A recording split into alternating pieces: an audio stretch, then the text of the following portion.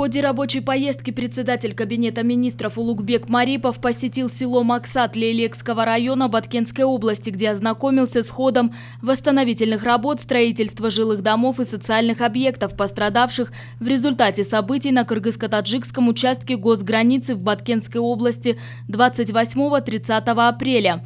Финансовые вопросы решены, средства выделены. Необходимо не только завершить строительство объектов, но и решить вопрос инфраструктуры, в том числе асфальтирование и освещение основных улиц. Жители должны быть обеспечены всем необходимым для комфортного проживания, сказал Улугбек Марипов. Далее глава Кабинета министров посетил пограничный пост в селе Максат Лейлекского района, который также пострадал в ходе событий на кыргызско-таджикском участке государственной границы. В настоящее время там ведется активная работа по восстановлению военного объекта. Также Улугбек Марипов побывал в средней школе села Максат, которая была разрушена в ходе событий на кыргызско-таджикском участке государственной границы. Восстановление школы завершено полностью. 1 сентября школа готова встретить учеников, отметил Улугбек Марипов.